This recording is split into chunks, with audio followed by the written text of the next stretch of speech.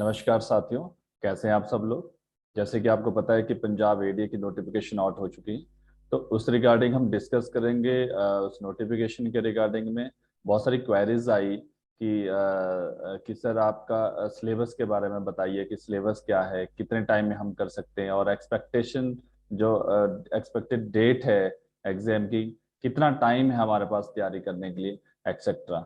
ठीक है, तो मैं आपको थोड़ा सा एक ब्रीफ बताता हूँ नोटिफिकेशन का, जो नोटिफिकेशन आउट किया है पंजाब पब्लिक सर्विस कमीशन ने। देखो, आप सिर्फ जनरल इंफॉर्मेशन, आपको ये पीडीएफ मिल जाएगा पंजाब पब्लिक सर्विस कमीशन की वेबसाइट पे। और दिस इज ह्यूज, आपका बहुत सारी पोस्टें हैं, 119 पोस्टें निकली हुई है। ठीक है, तो देन हम यहाँ डिस्कस करेंगे। आपका जैसे आप देख पा रहे हो आप स्क्रीन पे, 119 पोस्टें अपने आप में बहुत ज्यादा पोस्टें हैं। ठीक है, और जो जो तैयारी कर रहा था बहुत अच्छा है, और अभी भी आप कर सकते हो, अच्छे से प्रिपरेशन कर सकते हो। और इसमें देखो, जनरल में 44 है, वुमेन के लिए 40। अगर मैं टोटल देखूं यहाँ पे, टोटल आपका 119 है। आउट ऑफ 119, 119 40 पोस्ट है वुमेन के लिए। तो बहुत अच्छा नंबर है, आप इसमें अच्छा कर सकते हो। तो यहाँ पे कुछ क्वेरीज थी कि सर एक्सपीरियंस कब से काउंट होगा। ठीक है, और इसमें क्या पंजाबी मैट्रिक एक्सेट्रा, इसके रिगार्डिंग बहुत सारी क्वेरीज थी। तो जैसे आप यहाँ पे देख पा रहे हो, ठीक है।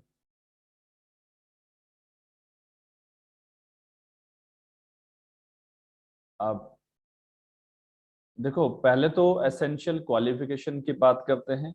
इसमें एसेंशियल क्वालिफिकेशन में आपका डिग्री ऑफ लॉ होना चाहिए, एलएलबी होना चाहिए, चाहे बी एलएलबी है आपका। ठीक है, बट एन वर्ड यहाँ लिखा है, एन मतलब who have 2 year experience of practice at bar. ठीक है, तो दैट इज वेरी इंपॉर्टेंट। बहुत सारे की क्वेरीज थी सर कि क्या, जब हमने बार काउंसिल ऑफ किसी स्टेट की, जैसे मान लो bar council of Punjab and Haryana high court, bar council of Himachal, कहीं भी आपने एनरोल किया, उस दिन से आपका एक्सपीरियंस काउंट नहीं होगा। अगर उस दिन को आप लेके चलोगे तो वो काउंट नहीं होगा। आपका एक्सपीरियंस तब काउंट होता है किसी पर्टिकुलर बार एसोसिएशन में। मान लो आपने किसी डिस्ट्रिक्ट कोर्ट में या किसी सब डिवीजन कोर्ट में जिस दिन एनरोल किया, उस दिन से आपका एक्सपीरियंस काउंट होगा। तो ये हमेशा जब भी लॉ स्टूडेंट को हमेशा ये नोट रखना चाहिए। जैसे ही आप ओथ लेते हो किसी भी बार काउंसिल में, बार काउंसिल ऑफ हिमाचल हो, बार काउंसिल ऑफ पंजाब हो, बार काउंसिल ऑफ एक्सेट्रा, ठीक है, तो किसी भी स्टेट की बार काउंसिल में जब आप ओथ लेते हो, ओथ लेने के बाद आपको किसी पर्टिकुलर कोर्ट में एनरोल करना होता है। तो उस एनरोलमेंट डेट से आपका एक्सपीरियंस काउंट होता है। बिकॉज जो आपको एक्सपीरियंस सर्टिफिकेट देगा, वो एक्सपीरियंस सर्टिफिकेट वो बार एसोसिएशन देगी, जिस बार एसोसिएशन में आपने एनरोल कर रखा हो। तो दैट इज वेरी आपको इंपॉर्टेंट यहाँ पे ये चीज याद रखना। अगर आपका नहीं बन रहा है, अब कब तक, अब डेट देखो यहाँ पे दिए, उसको मैं अभी क्लियर करता हूँ। अब आपकी जो डेट है यहाँ पे, तो जितनी भी डेट है आपका 20 मई 2022। ठीक है, तो यहाँ पे देख पा रहे हो, candidate must possess the requisite qualification before और बाय 20 मई 2022। 20 मई 2022 अगर आप 2 इयर्स बन रहा है तो यू आर एलिजिबल, तो आप उस फॉर्म को भर लो। ठीक है, आप फिल कर लो। देन सेकंड थिंग, आपका यहाँ पे पंजाबी कंपलसरी है कि पंजाबी मैट्रिक में होनी चाहिए, या फिर equivalent standard to Punjabi, obviously जो पटियाला वगैरह से करते हैं पंजाबी का टेस्ट जो होता है। तो अगर किसी ने ये कर रखा है तो वो यहाँ पे कर सकता है। ठीक है, तो ये मेन थिंग थी। एक आपका एलएलबी होना चाहिए, दूसरा आपका 2 ईयर का प्रैक्टिस का सर्टिफिकेट बनना चाहिए, मतलब एक्सपीरियंस बनना चाहिए 2 इयर्स का। एट द बार, जहां पर्टिकुलर बार आपने किया उस डेट से आप काउंट करोगे। ठीक है, और कौन सी डेट तक, 20 मई 2022। एज यहाँ पे 18 to 37 ईयर्स तक दिया गया है। ऑन ये कब, एज के लिए अलग डेट है यहाँ पे, एज के लिए 1/1/2022 तक आपका ये एज क्राइटेरिया में आप आने चाहिए। आफ्टर दैट अलग अलग यहाँ पे एज लिमिट है, ये आप देख लेना कैसे भी होगा। बट अब बात करते हैं यहाँ पे जो आपका इसमें पेपर कैसे होगा आपका। देखो, एडीए का एग्जाम आपका ऑब्जेक्टिव होगा, और उसमें टोटल आपका 120 क्वेश्चन आएंगे। और ईच क्वेश्चन 4 मार्क्स का होगा। ठीक है, अभी जो 120 क्वेश्चन है इसको भी 2 पार्ट में डिवाइड किया गया, मैं लेटर ऑन इसको डिस्कस करूंगा। ठीक है, तो आपको ये 2 पार्ट में डिवाइड किया गया है, फर्स्ट लॉ पार्ट में, सेकंड आपका जनरल नॉलेज के उस पार्ट में। ठीक है, तो यहाँ पे देखो, यहाँ पे पार्ट वन का सिलेबस आगे हम डिस्कस करेंगे सिलेबस को भी।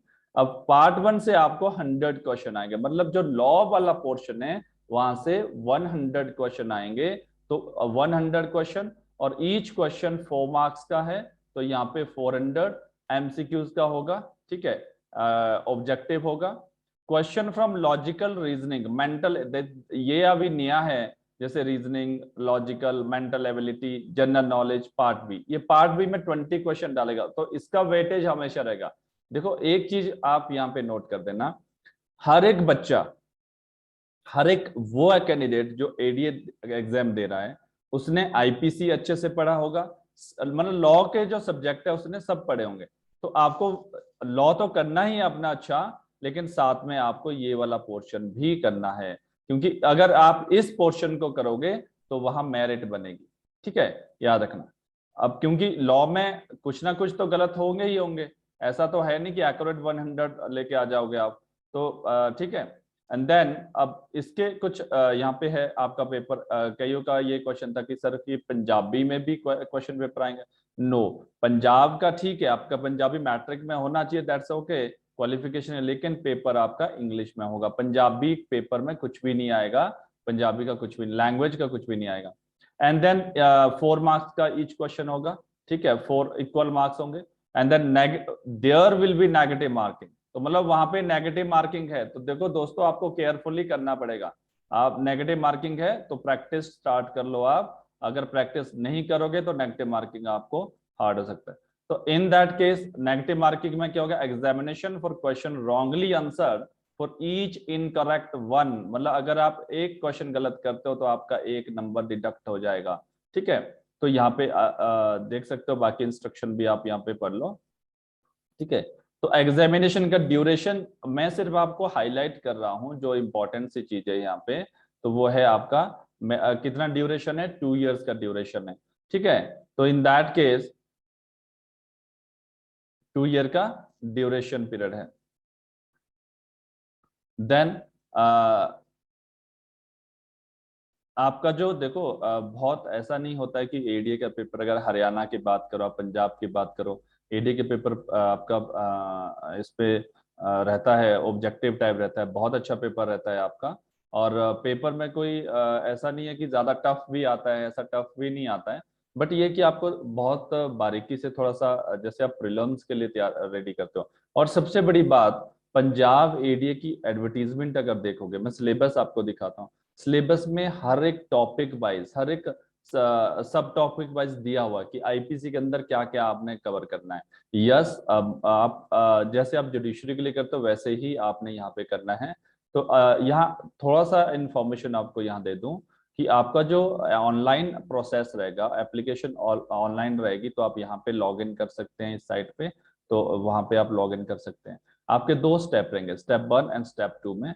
स्टेप 1 मतलब आपके लिए new registration for applying the post, तो उसकी डे जो लास्ट डेट है 20 मई 2022। और एजुकेशन जो क्वालिफिकेशन है, एसेंशियल क्वालिफिकेशन, आपका एक्सपीरियंस सर्टिफिकेट बोलो आप, चाहे लॉ बोलो आप, तो उसके लिए भी यहाँ पे डेट आपका 20/5/2022 है। ठीक है, 11:59 PM पे। देन नाउ सेकेंड स्टेप, चलान आपका एसबीआई में ही होगा, जो आपका फीस चलान वगैरह, तो उसकी जो डेट है वो आपका 30 मई तक है। ठीक है, जो ऑब्वियसली ड्यूरिंग बैंकिंग आवर, जो मॉर्निंग 9:30 बजे से आप शाम को 5 बजे तक आप चलान भर सकते हो। तो डेट आपका याद रखना ये, और लेट मत करो, जिसका एलिजिबिलिटी बन रही है, एक्सपीरियंस बन रहा है, तो वो फॉर्म फिल कर दो, लास्ट डे का वेट मत करो, सर्वर डाउन होता है एवरीथिंग, तो आपको यहाँ पे, और उसके बाद प्रेपरेशन कर दो, फॉर्म फिल कर दो, प्रेपरेशन कर दो। ठीक है, तो इस तरह से आप जब फॉर्म फिल कर दोगे, तो आफ्टर दैट यहाँ पे थोड़ा सा इंस्ट्रक्शन आपको दिया है कि कई कैंडिडेट का क्वेश्चन था, क्वेरीज थी कि क्या हमें हार्ड कॉपी सेंड करनी पड़ेगी पब्लिक सर्विस को। नो, यहाँ पे क्लियर कट लिखा है candidate are not required to send the hard copy of online application from the office of public service. आपको कोई भी हार्ड कॉपी नहीं लेनी, लेकिन एक इंपॉर्टेंट चीज है यहाँ पे देखो, the candidate are advise directed to take copy in soft और printed out from the application. तो आपको यहाँ पे प्रिंट आउट लेके रखना पड़ेगा आपके पास, बिकॉज बाद में ये लिंक डिसेबल हो जाता है। तो इन दैट केस आप क्योंकि बाद में आपको ये भेजनी पड़ेगी ये कॉपी, कब, जब वो शॉर्ट नोटिस करेंगे, खुद पब्लिक सर्विस कमीशन नोटिफिकेशन आएगी।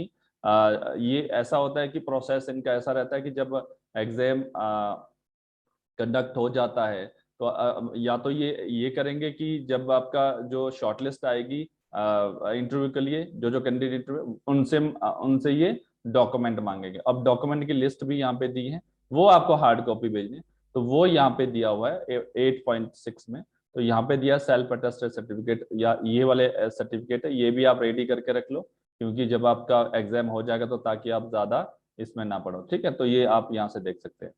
ठीक है, अब यहाँ फीस की बात आती है कि कितनी फीस है एक्सेट्रा। तो देखो फीस तो यहाँ पे आप अगर जनरल कैटेगरी है तो यहाँ पे 1500 रुपये, बाकी अलग अलग कैटेगरी में यहाँ पे फीस दे रखी है। तो वो तो आपको जैसे ही आप फॉर्म भरोगे वहां पे भी आ जाएगा आपका। ठीक है, तो इन दैट केस बहुत सारे यहाँ पे क्योंकि रिजेक्शन लिस्ट भी आती है, अगर आप ये वाला अच्छे से पढ़ लेना कि अगर जैसे इनसफिशिएंट फीस भरोगे तो आपका रिजेक्ट हो जाएगा एक्सेट्रा। तो applicable fee deposit means of bank challan through branch of state bank, तो ओनली एसबीआई में ही आप भरना। तो print out last receipt of print out on application etcetera, ये आप एक बार थ्रू आउट कर लेना। आफ्टर दैट हम इसका जो यहाँ पे देखेंगे, हम सिलेबस की जो बात करेंगे यहाँ पे, तो सिलेबस ज्यादा नहीं है, वही 5 सब्जेक्ट है यहाँ पे जो इम्पोर्टेंट से 5 सब्जेक्ट हैं। और वो 5 सब्जेक्ट आप सबने बहुत बार पढ़ा होगा, जिसने पहले से तैयारी कर रहा है तो उसने तो बहुत बार पढ़ा होगा वो। ठीक है, बट आपको थोड़ा सा ध्यान देना, प्रैक्टिस मेक्स मैन परफेक्ट। तो आपको प्रैक्टिस करनी है, एमसीक्यूज की प्रैक्टिस करनी है। और ठीक है, पहले तो अपना सिलेबस कंप्लीट करो। और देखो एडीए में जब आप कोई भी ऑब्जेक्टिव टाइप क्वेश्चन पेपर आता है, ऑब्जेक्टिव क्वेश्चन पेपर आता है, तो वहां पे आपको बहुत सारी ऐसी छोटी छोटी चीजें पूछी जाती हैं, कई बार अनएक्सपेक्टेड, क्योंकि ये सिलेबस है इसका। अब देखो यार, सिलेबस कोई ज्यादा बड़ा लंबा चौड़ा नहीं है लॉ का। ठीक है, आप सबने जुडिशरी के एग्जाम दिया, तो जुडिशरी में देखो कई बार 16-18 सब्जेक्ट होते हैं, लॉ के ही सब्जेक्ट होते हैं, लेकिन यहाँ 5 सब्जेक्ट है लॉ के, वो भी मेजर सब्जेक्ट है, कोई माइनर सब्जेक्ट नहीं है। ना पंजाब का कोई लोकल एक्ट है, ना कोई और माइनर सब्जेक्ट है, सारे मेजर लॉ है। जैसे सीआरपीसी है, पहले सीआरपीसी में भी इन्होंने क्या किया है, देखो यूनिट वाइज डिवाइड किया है। यहाँ 5 यूनिट दिए हैं सिलेबस में। ज्यूरिसडिक्शन 177 से लेकर आगे सारा जुरिसडिक्शन आप कर दो सीआरपीसी में। Constitution and power of criminal court, obviously section जो आपका स्टार्टिंग है, hierarchy of the court, very important. आपका जो इसमें सेक्शन ये रखो कि 1 से लेकर 24, 25, 26, 30 तक सेक्शन आपका इसमें आ जाएगा। कोर्ट की पावर्स क्या है, पब्लिक प्रोसिक्यूटर भी उसी आ जाएगा 24, 25, 25A। Superior police officer and A2 magistrate, obviously 39, 38, 36 वाला। Arrest and person, very important, arrest और राइट ऑफ अरेस्ट पर्सन, इसको थोड़ा सा आप यहाँ पे कॉन्स्टी के साथ भी इंक्लूड, ऑब्वियसली कॉन्स्टी भी है तो इसको भी आप थोड़ा सा कॉन्स्टी के साथ यहाँ पे कर लो। तो FIR and commencement of investigation, ये चैप्टर तो पूरा आपने करना है 150 से 154 से लेकर 176 तक। इसमें आपका रिकॉर्डिंग और कन्फेशन 164 भी आ जाएगा, उसी के अंदर आ जाएगा। रिमांड ऑफ एक्यूज्ड आ जाएगा। Bail due to non completion of investigation, देखो bail due to non completion, तो ये बोल रहा है कि डिफॉल्ट बेल की बात कर रहा है। तो देखो आपको जनरली क्या होता है कि बच्चे 167 तो पढ़ लेते हैं, क्लॉज 1 एंड 2, आपको पूरे 6 क्लॉज करने हैं उसके। तो कि क्या एग्जीक्यूटिव मजिस्ट्रेट के पास भी पावर है कि नहीं, तो आपको बेयर एक्ट पे कमांड होनी चाहिए। अगर आप बेयर एक्ट पे कमांड करोगे तो आपका कहीं ना कहीं मतलब पेपर आप मेरिट में होंगे। Completion investigation, place of inquiry and trial, obviously. ठीक है, तो देन आपका सॉरी ज्यूरिसडिक्शन जो स्टार्टिंग में बोला, तो कि कहाँ के क्या ये JNK में भी एप्लीकेबल होता है, CRPS एक्ट, वो अभी आपका रिसेंट एक्ट भी आया है। तो यहाँ पे place of inquiry and trial, complaints to the magistrate, commencement of proceeding before magistrate, ये सारा आपको करना है। चार्ज आपको करना है, चार्ज पूरा करना है आपको, छोड़ना कुछ नहीं है।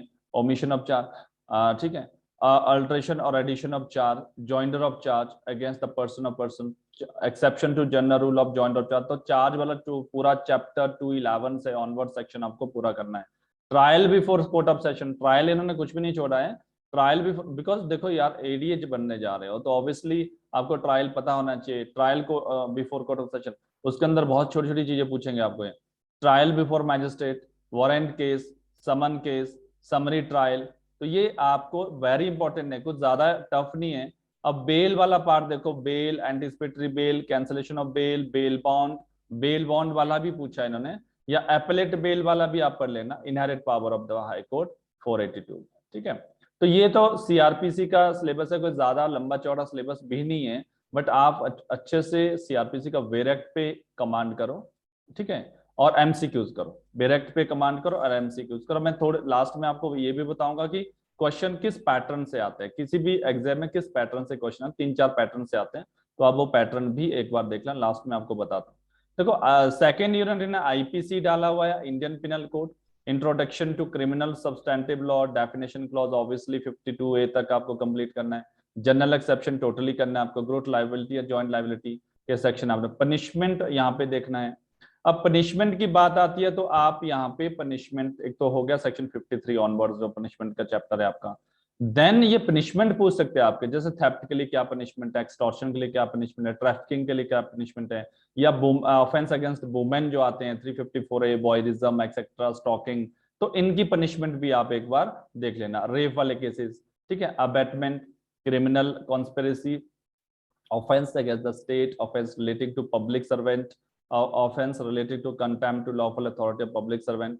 तो देखो ये चैप्टर आपके दिए हुए हैं, offence affecting public health, safety and moral, ये आपका सारा 268 से ऑनवर्ड, कल्पेबल होमिसाइड, ये तो चलो इंपॉर्टेंट टॉपिक है ही सारे, कॉजिंग डेथ व नेग्लिजेंस आपने कई बार पढ़े होंगे, जो अभी तैयारी कर रहा है तो उसको भी ये सब करने हैं, डॉरी डेथ, और डॉरी डेथ को थोड़ा लिंक करो एविडेंस के साथ कि प्रिजम्पशन कहाँ पे है, अटेम्प्ट टू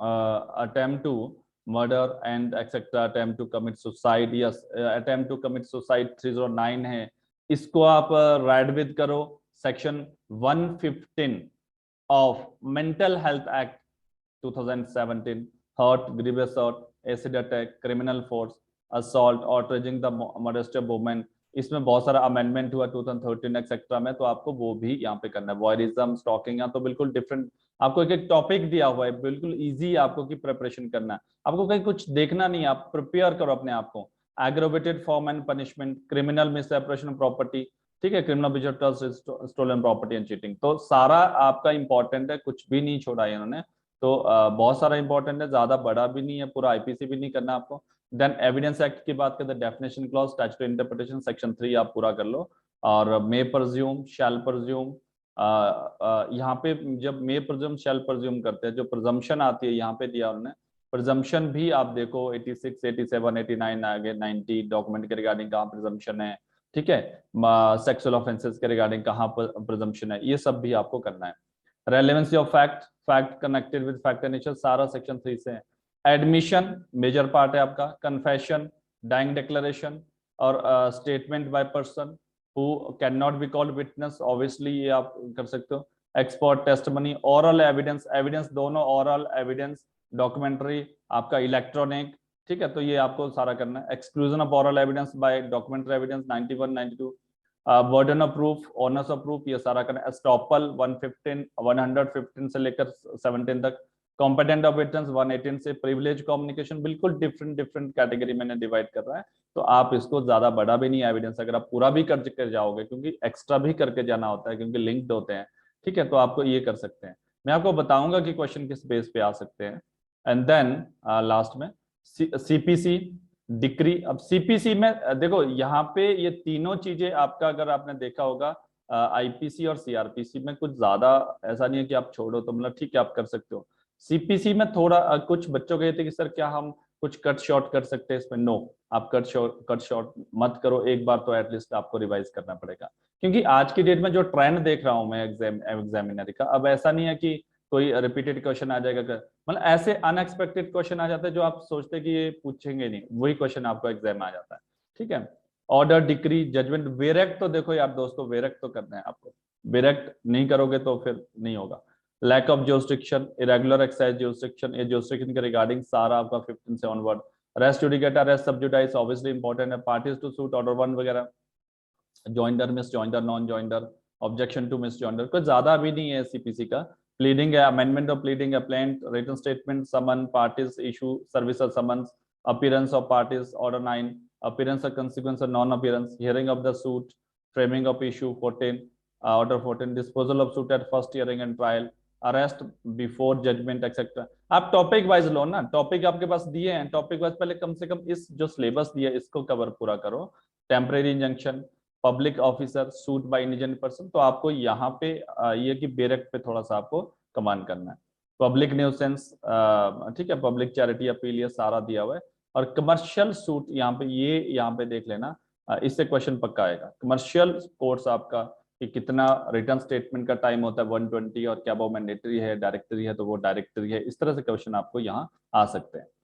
देन लास्ट जो कॉन्स्टी है, कॉन्स्टिट्यूशनल लॉ बोला गया, that is the Indian constitution. तो इसमें आपका प्रियम्बल, देखो यहाँ से क्वेश्चन काफी रहने वाले हैं। यहाँ से आपका 2-3 पार्ट में डिवाइड होगा ये। एक तो आपका basic structure of the constitution, fundamental right etcetera आपका सारा आ जाएगा, ठीक है, और फंडामेंटल ड्यूटीज, डायरेक्टर प्रिंसिपल, एक आपका पॉलिटी पार्ट आ जाएगा। तो आपको दोनों पे कमांड करो, मैक्सिमम स्टूडेंट ने काफी किया होगा ये। आपका objective, nature of Indian constitution, federal, यहाँ पे नेचर में आपको आपका लैंडमार्क जजमेंट भी पूछ सकते हैं। Feature in constitution of India, formation of new state, recognisation और सिटीजनशिप अमेंडमेंट वगैरह का भी देख लेना। Fundamental rights, fundamental duties, director principal, state policy, inner state, सारा ये आपका पॉलिटी पार्ट आ गया। ये सारा इधर जुडिशरी कहाँ पे एस्टेब्लिश है, पक्का क्वेश्चन आएगा। High court and subordinate judiciary, appointment of power of president, तो यहाँ से आप एक ऑफिशियल लैंग्वेज कौन सी है, अमेंडमेंट ऑफ कॉन्स्टिट्यूशन, खासकर लेटेस्ट जो 3 अमेंडमेंट है वो आप जरूर देख लेना। और बीच में जो इंपॉर्टेंट जैसे 42 अमेंडमेंट है, 86 अमेंडमेंट है, 61 अमेंडमेंट है, ये आपको जरूर देखनी पड़ेगी। अब देखो, अगर हम लॉ पार्ट की बात करें, और रुको पहले मैं आपको ये डिस्कस कर लेता हूँ पार्ट बी। अब लॉ पार्ट की बात करें तो हमने बता दिया कि 5 सब्जेक्ट का ज्यादा बड़ा सिलेबस नहीं है, तो आप इसको अच्छे से प्रिपेयर कर सकते हो। और आपने जिसने अच्छे से ऑलरेडी प्रिपेयर्ड है तो ऑब्वियसली वो एमसीक्यूज करो। मैं तरीका बताता हूँ एमसीक्यूज कैसे करने हैं आपने। General knowledge, logical reasoning, mental ability, इस बार इन्होंने ये नाम दिया जैसे जनरल, आपका मेंटल एबिलिटी इसमें डाला है। तो जनरल नॉलेज में करंट अफेयर्स, देखो यार करंट अफेयर्स के लिए आप बहुत सारी आपको अपडेटेड रहना पड़ता है। इकोनॉमिक इशू, यहाँ पे भी आपको कैटेगरी वाइज दिया हुआ है कि political issue, economic issue, last 6 month का या लास्ट 7-8 मंथ का करंट अफेयर देखो। Environment issue, science and technology, any other current issues, history of India with special reference to Indian freedom struggle movement. तो Indian freedom struggle movement यहाँ पे दिया हुआ है, तो आप ये देख लेना। हिस्ट्री ऑफ पंजाब, यस, यहाँ पे आपको जरूरत पड़ेगी हिस्ट्री ऑफ, यहाँ से पक्का 2 या 4 क्वेश्चन आने वाले हैं, तो ये याद रखना। 14th सेंचुरी ऑनवर्ड, तो हिस्ट्री ऑफ पंजाब आप जरूर पढ़ लेना। और हिस्ट्री ऑफ इंडिया तो करना ही है, but history of Indian freedom struggle movement वाला देख लेना, आपको स्पेसिफिक मिल जाएगा। तो ये आप करंट अफेयर नेशनल और इंटरनेशनल इंपॉर्टेंस इंक्लूडिंग, अब देखो नेशनल भी आएगा और आपका इंटरनेशनल भी आएगा, बट इंक्लूडिंग उसके बाद आपका इकोनॉमिक इशू, ये पूरा दिया हुआ है आपको, इन्हीं टॉपिक से आएगा, कोई बाहर से नहीं आएगा। देन ये वाला पोर्शन आप कर पाओगे और कर भी रहे होंगे। ये वाला पोर्शन थोड़ा सा नया है, तो इसमें logical reasoning, analytical, mental ability, basic numerical skill, numbers, magnetic, या ये तो देखो अब अगर आप थोड़ा सा प्रैक्टिस करने से ही होगा। अगर आप प्रैक्टिस चार्ट वगैरह आपको जैसे 10th लेवल पे भी आते था, उसी लेवल पे आएगा। अगर आप थोड़ा सा प्रैक्टिस करोगे तो हो जाएगा। बट आपको देखो, अगर आपने मेरिट में आना ही है तो पहला तो आपका जो 100 है उसको कंप्लीट करो। सेकंड आपका ये वाला कंप्लीट करो, ये वाला पोर्शन। आफ्टर दैट थर्ड आप इसका कंप्लीट करो। ये ज्यादा टफ नहीं होता, इसमें 4 या 5 क्वेश्चन आएंगे, ज्यादा टफ नहीं होगा, तो ये आप कर सकते हो। देखो 20 क्वेश्चन आने हैं टोटल, मैं आपको बता दूं। अगर ना बी पार्ट यहाँ बनाया हुआ, ए यहाँ पार्ट बी का भी इन्होंने 2 पार्ट में डिवाइड किया, एक जनरल नॉलेज करंट अफेयर्स, दूसरा लॉजिकल रीजन। इस घबराने की कोई बात नहीं। कई कुछ का सवाल था कि क्वेश्चन था कि सर लॉजिकल रीजनिंग वगैरह कैसे करें, तो ऐसा कुछ नहीं है कि सारे क्वेश्चन इसी से आएंगे। आप देखो 100 वाला लॉ का अच्छे से कर लो, और अगर हम ये भी मान के चले कि 10 क्वेश्चन यहाँ से आएंगे 10 यहाँ से, ऐसा नहीं होगा। यहाँ से कम 6 या 7 क्वेश्चन आएंगे, ठीक है, और यहाँ से मतलब बाकी क्वेश्चन यहाँ से आएंगे। कौन सा वाला पोर्शन? इस वाले पोर्शन से। तो इसको कर दो अच्छे से, और इसको भी करना, छोड़ना कुछ नहीं है, करना इसको भी है। लेकिन फिर भी मतलब अगर आपको लगता है कि नहीं मेरा रीजनिंग इतना अच्छा नहीं है, स्किल इतना अच्छा नहीं है, तो प्रैक्टिस जरूर करो, एक बार सिलेबस को गो थ्रू हो जाओ। लेकिन यस, अगर आप करोगे तभी होगा, अगर प्रैक्टिस करोगे तभी होगा। लेकिन पहले आप मेजर पोर्शन को कर लो। देखो अब आपको स्ट्रेटजी कैसे करना है, कैसे आपको मेरिट में आना है। पहले तो आप समझो कि क्वेश्चन किस बेस पे रहते हैं। जब भी हम कोई एमसीक्यूज आपने देखा होगा, चाहे आप एडीए का एग्जाम दे रहे हो, चाहे आप जुडिशरी का दे रहे हो, सबसे पहला क्वेश्चन आपको कॉन्सेप्ट बेस पे जरूर आएंगे, कॉन्सेप्ट बेस्ड क्वेश्चन पक्का आएंगे, ठीक है। और दूसरा सेक्शन बेस, जैसे सीपीसी, ऑर्डर, सेक्शन, आर्टिकल, ये सारे आपको पता होना चाहिए। तीसरा इलस्ट्रेशन, एडीए का पेपर दे रहे हो भाई तो इलस्ट्रेशन तो आपको पता होना चाहिए। अब इसके लिए क्या करना है आपको, इलस्ट्रेशन के लिए सेक्शन तो ऑब्वियसली आपको पता है, बेरेक्ट आपका अच्छा होना चाहिए, सबके लिए बेरेक्ट। कॉन्सेप्ट बेस के लिए आपको जो अगर आपने अच्छे नोट्स बनाए हैं तो कॉन्सेप्ट आपके क्लियर होने चाहिए, कुछ कॉन्सेप्ट बेस पे क्वेश्चन पकाते हैं। वेरेक्ट सेक्शन, वेरेक्ट से हो जाएंगे। और जरूरी नहीं है कि सेक्शन ही आ गया, सेक्शन का क्लॉज भी आ सकता है, कभी सेक्शन नंबर 1 का क्लॉज 2। और यहाँ पे मैं सेक्शन की बात करूं तो जो डेफिनेशन क्लॉज होता है, डेफिनेशन क्लॉज जनरली 2, सेक्शन 2 ही होता है मैक्सिमम सब में, तो डेफिनेशन क्लॉज आप बहुत अच्छे से करना। डेफिनेशन क्लॉज से पक्का या 5 से 7 क्वेश्चन आएंगे। तो सभी एक्ट के, 5 ही तो एक्ट है, तो सभी एक्ट के डेफिनेशन क्लॉज अच्छे से करना। और इलस्ट्रेशन, जैसे आईपीसी के अंदर इलस्ट्रेशन दी है, सीआरपीसी के अंदर चार्ज वगैरह में इलस्ट्रेशन दी है, सारे इलस्ट्रेशन आप अच्छे से करना। एविडेंस एक्ट के अंदर देखो दोस्तों, अगर एक बार पढ़ के रखोगे ना इलस्ट्रेशन, तो एग्जाम में आएगा। रिटर्न में हो सकता है आपको लिखने में प्रॉब्लम हो सकती है, लेकिन एमसीक्यूज में कोई दिक्कत नहीं होती, आप 4 में से ऑप्शन लग जाता है अगर आपने पढ़ रखा है, ठीक है। कॉन्स्टी की इलस्ट्रेशन अगर होगी तो लिख लेना। तो ये आपका यहाँ पे सीपीसी की, तो इलस्ट्रेशन जरूर देख लेना। थर्ड, यहाँ पे केस लॉ बेस्ड क्वेश्चन होंगे, केस लॉ जरूर देखना, क्योंकि आजकल का जो ट्रेंड है आपका, देखो केस लॉ में 2 तरह से आपको पूछ सकते हैं, लैंडमार्क और अब लेटेस्ट। अब लैंडमार्क तो पता है आपको कि ये होंगे, आईपीसी के कुछ लैंडमार्क केसेस है, सीपीसी के कुछ लैंडमार्क केसेस है, और आपका कॉन्स्टी के कुछ लैंडमार्क केसेस है, ठीक है। बहुत सारे केसेस है लैंडमार्क, तो आप उनको कवर करो, ठीक है। एंड देन आपको पता होना चाहिए वो लैंडमार्क किस सेक्शन से रिलेटेड है, उसमें क्या हेल्ड हुआ है, ये सब पता होना चाहिए, ब्रॉडली आपको पता हो। लेटेस्ट केस लॉ में आप कॉन्स्टी के लेटेस्ट केस लॉ, ठीक है। और जैसे आईपीसी के लेटेस्ट केस लॉ, जैसे 377 पे केस लॉ आया था, 375 एक्सेप्शन पे, ठीक है, इस तरह के केस लॉ, या फिर आपका कोई और पैसिव एथोनेशिया पे केस लॉ, तो इस तरह के केस लॉ आपको करने हैं, या राइट टू प्राइवेसी पे पुट्टोस्वामी वाला केस लॉ।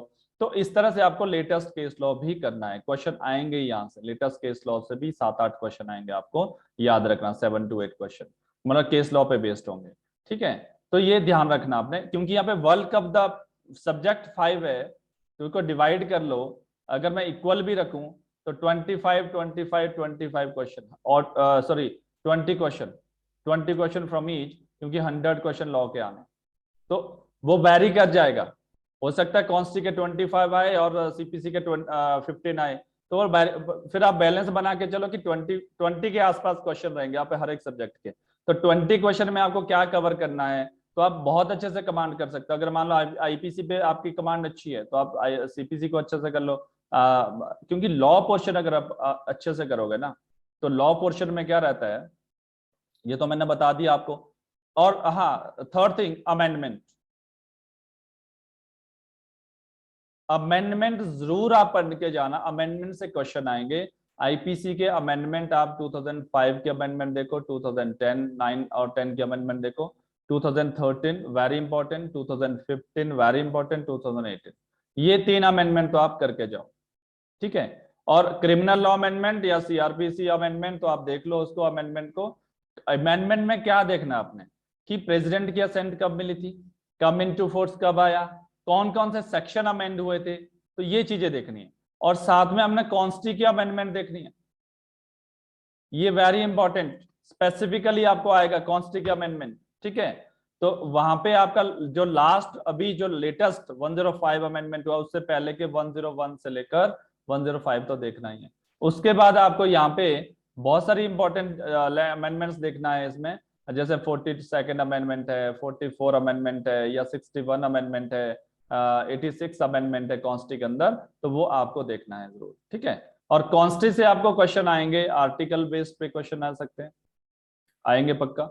और आपका फंडामेंटल राइट, जो टॉपिक दिए हैं, जो basic structure of the constitution और पॉलिटी। देखो डायरेक्ट क्वेश्चन ऐसे बहुत सारे ऐसे क्वेश्चन आएंगे कि इसके लिए कौन सा कितना टेन्योर होता है, तो इस तरह से आपको क्वेश्चन आ सकते हैं कॉन्स्टिट्यूशन में, तो ठीक है। अब देखो आपने करना क्या है, पहले अपना लॉ पोर्शन अच्छा कर लो। आप अब डिवाइड कैसे करना है, आप आईपीसी कर रहे हो, अगर आपने कर चुके हैं तो एमसीक्यूज करो इसको। एमसीक्यूज सारी बुक बंद कर दो, आईपीसी के एमसीक्यूज कर लो। एमसीक्यूज में आप ओएमआर शीट पे करना, एमसीक्यूज कभी अगर बुक से करो या कोई टेस्ट से कर रहे हो आप, ओएमआर शीट पे करना। ओएमआर शीट पे मान लो आपने 100 एमसीक्यूज कर रहे हो, ठीक है। अब 100 में से आप देखो मेरे 40 गलत हुए, 40 गलत हुए, अब उसमें से 60 आपके करेक्ट हुए। अब 60 तो ठीक है, उस पर मत जाओ, अब 40 गलत क्यों है ये चेक करो, आपका रिवाइज भी हो जाएगा साथ में। 40 क्यों गलत हुई ये चेक करो, फिर दूसरी बार फिर एमसीक्यूज करो, उसी पेपर को फिर से जरा ट्राई करो एक हफ्ते बाद, तो या 2-4 दिन बाद, फिर देखो फिर आपका 80 क्वेश्चन करेक्ट होंगे, फिर 20 गलत हुए, फिर देखो कि मेरे 20 फिर क्यों गलत हुए आईपीसी के, फिर उनको करेक्ट करो। देखो यार 100% तो किसी का नहीं होता है, क्योंकि जब आप कोई प्रोडक्ट भी लेते हो ना, अगर आप हैंड वॉश ले रहे हो तो उसमें भी 99.9 लिखा होता है, 100% नहीं होता है। तो यहाँ पे ठीक है, अब अगर अगर 80 और 90 के बीच आपका स्कोर आ रहा है तो दैट्स ओके, तो आपकी प्रेपरेशन ठीक है, ठीक है। इसी तरह बाकी सब्जेक्ट के एमसीक्यूज भी आप करो। और पहले अपना लॉ का पोर्शन कंप्लीट कर लो, और साथ में डेली 30 मिनट करंट अफेयर्स और रीजनिंग के लिए दे दो अभी से 30 मिनट, और मैंने मिनिमम 30 मिनट्स बोला, बट आप 1 आवर भी दे सकते हो। मैं बता रहा हूं आपको कि लास्ट के 6 और 7 मंथ का जो करंट अफेयर्स है उसको देखो, और उसमें टॉपिक दिए हुए हैं आपके इकोनॉमिक की, पॉलिटिकल इशू एक्सेट्रा, और रीजनिंग, और उसके लिए आप मतलब ट्राई करो रीजनिंग वगैरह करना है, क्योंकि वहां आपका डिवाइडेड है 20 क्वेश्चन, तो 20 हो सकता है 10 क्वेश्चन आपका करंट अफेयर से आए, 10 क्वेश्चन आपका रीजनिंग से आए। लेकिन फिर भी यहाँ पे मैं मेरा जो इंट्यूशन है कि यहाँ पे 10 नहीं आएंगे, ये वाला पोर्शन बढ़ सकता है 13 क्वेश्चन के आसपास, ये वाला हो सकता है 7 क्वेश्चन के आसपास, पर आप ये लेकर चलो 10-10 आएंगे, ठीक है।